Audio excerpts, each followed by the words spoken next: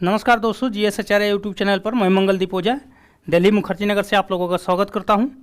हमारी बिहार स्पेशल के अंतर्गत इतिहास की कक्षाएं चल रही है और उसमें हम आज देखेंगे मौर्य वंश का शासन का एक महत्वपूर्ण शासक होता है अशोक, उसके बारे में। आइए देखते हैं।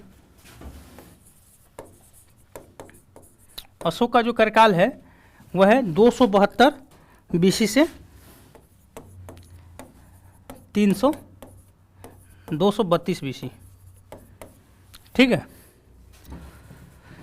तो इसका जो एक बेसिक परिचय हम देख लेते हैं। 272 BC में हालांकि यह सिंहासन इसको प्राप्त होता है, किंतु 269 BC में इसका राज्याभिषेक होता है। तो राज्याभिषेक 269 BC में, और इस बीच में यह गृह युद्ध में उलझा रहता है।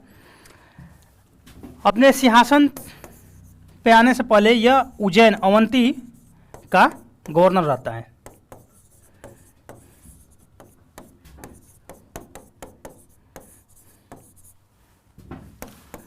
चूँकि हमारी कक्षाएं ऐसी है कि फैक्चुअल क्वेश्चन पूछे जाते हैं, और फैक्चुअल क्वेश्चन जो है उसमें उसी को टारगेट करके हम आपको शुरू से ही बताते रहे हैं कि हमारा अप्रोच है कि मिनिमम जो है हार्डवर्क करना पड़े और मैक्सिमम आउटपुट आए। हम चाहें तो इसको विस्तारित करते हुए कक्षाओं को जो पीरियड है, घंटा है, उसको बढ़ा सकते हैं, लेकिन हम टू द पॉइंट पढ़ाना चाह रहे हैं कि आप फैक्ट जब पूछा जा रहा है डायरेक्ट तो फैक्ट जानिए। इससे हमारी वीडियो का शॉर्ट भी हो जाता है, आपको भी देखने में सहूलियत होती है। और अभी चीज़ें जो है प्रीलिम्स के लिए पढ़ी जा रही है, मेंस के लिए पढ़ी नहीं जा रही है, तो उसमें समझने से ज़्यादा फैक्ट जो है याद करने वाला चीज़, और इसमें हम उन्हीं फैक्टों को शामिल करते हैं जो एग्जाम के व्यू से अधिक इम्पोर्टेंट होते हैं। ठीक है, उपगुप्त एक बौद्ध भिक्षु है, उससे यह बौद्ध धर्म में दीक्षित होता है, और भाब्रू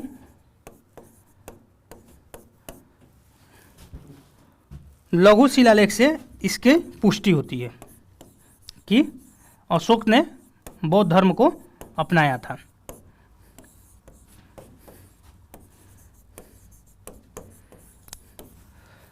भाब्रू अभिलेख, भाब्रू लघु शिलालेख है राजस्थान में, तो उससे पुष्टि होती है कि अशोक जो है बौद्ध धर्म में दीक्षित था।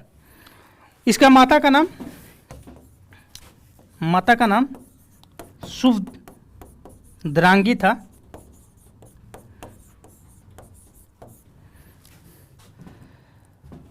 उसके बाद इसके काल की एक महत्वपूर्ण घटना है, आप उसे याद रखेंगे, बहुत बार पूछा भी जाता है। 261 BC में, यानी अपने शासन के राज्याभिषेक के 8वें वर्ष यह कलिंग पर आक्रमण करता है, और इस घटना के बाद एक महत्वपूर्ण चेंज इसमें देखने को मिलता है, जिसे हृदय परिवर्तन के नाम से हम जानते हैं, और यहीं से भेरी घोष को त्याग कर धम्म घोष की नीति को अपनाता है। उसके बाद मास्की और गुर्जरा अभिलेख में अशोक का नाम आता है कि अशोक जो है अशोक नाम है। अन्य अभिलेखों में इसे देवानाम प्रिय कहा गया है। पुराणों में इसका नाम अशोक वर्धन आता है, अशोक वर्धन। तो यह अशोक से संबंधित कुछ व्यक्तिगत जानकारियां हुई। अब आइए उसके अभिलेखों के बारे में जानते हैं। तो अशोक के अभिलेख जो है वो उसमें है शिलालेख, स्तंभलेख और गुहालेख। तो हम यहाँ पहले शिलालेख को देखेंगे, और आपको पहले बता दें कुछ फैक्ट। तो शिलालेखों की टोटल संख्या है 14, यह विभिन्न स्थानों से प्राप्त हुई है, और इसका मुख्य भाषा जो है ब्राह्मी लिपि में ये लिखा गया है, किंतु पश्चिमोत्तर भारत जो है और अफगानिस्तान में वह खरोष्टी और अरमाइक लिपि को भी देखने को मिलता है। ठीक है, अब पहला बार 1837 में अशोक के अभिलेखों को पढ़ने का काम जेम्स प्रिंसप के द्वारा किया गया। तो यह एक महत्वपूर्ण फैक्ट है, इसे संबंधित आप इसे नोट रखेंगे।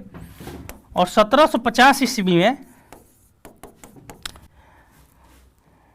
पाद्रेट्री फैंथेलर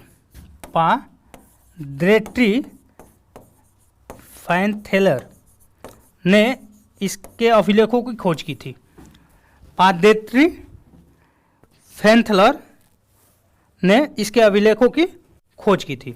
तो यह एक महत्वपूर्ण इसकी अभिलेख से पहले की जानकारी है। और हाँ, एक और इसका महत्वपूर्ण जानकारी है कि भारत में अभिलेख उत्कीर्ण करने वाला यह पहला शासक था। तो प्रथम शासक अभिलेख उत्कीर्ण करने वाला। इसके पहले इस तरह की परंपरा ईरान के शासकों में देखी जाती है। ठीक है, आइए देखते हैं कुछ महत्वपूर्ण अभिलेख उनके विषय। तो महत्वपूर्ण अभिलेख और उनके विषय, उनमें है क्या मैटर। तो पहला है फर्स्ट अभिलेख, और इसमें जो है वो पशु बलि पर प्रतिबंध की बात है। निंदा की गई है पशु बलि की। और इसी अभिलेख में अशोक जो है वो कहता है कि संपूर्ण प्रजा हमारी संतान के समान है। संपूर्ण प्रजा संतान समान। ठीक है, तो यह दो महत्वपूर्ण जो है वो इसमें बताया गया है अभिलेख फर्स्ट में। अब देखिए है दूसरा अभिलेख। तो सेकेंड अभिलेख जो है इसमें मौर्य साम्राज्य के जो सीमावर्ती दक्षिण के राज्य है चोल, चेर, पांड्य, इनके बारे में चर्चा है।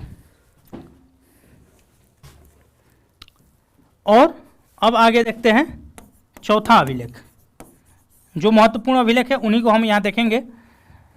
चौथे अभिलेख में भेरी घोष से धम घोष की ओर जाने की घोषणा करता है।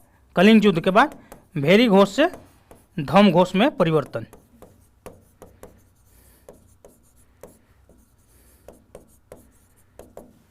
इस नीति की चौथे अभिलेख में घोषणा की गई है। उसके बाद एक और अभिलेख है आठवां, और इसमें अशोक द्वारा विभिन्न धम्म यात्रा की जाती है, उसका चर्चा है।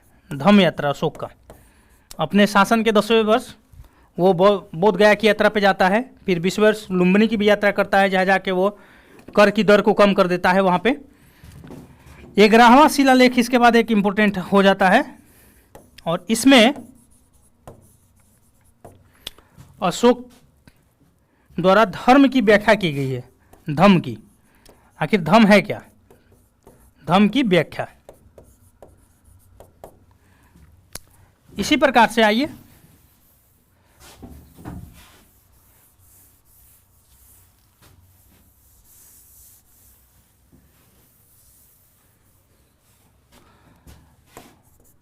तेरहवां अभिलेख है, और इसमें दो महत्वपूर्ण घटना है।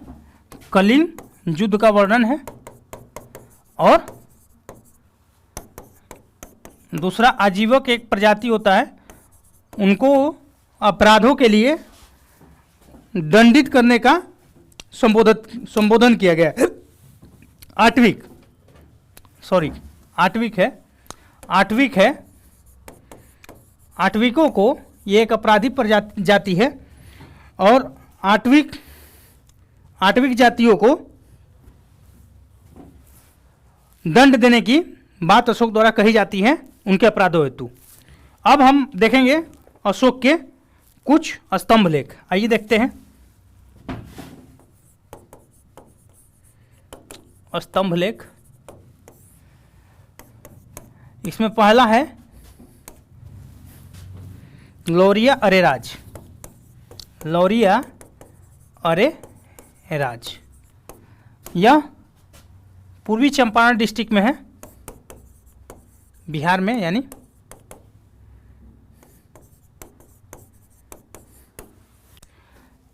ठीक है। उसके बाद है रामपुरवा, यह पश्चिमी चंपारण में है, पश्चिमी चंपारण भी बिहारी में है। उसके बाद है लौरिया नंदनगढ़, और यह भी है पश्चिमी चंपारण में। जो नंदनगढ़ है उस पर मोर का चित्र अंकित है, तो कहीं लिख लीजिएगा मोर का चित्र।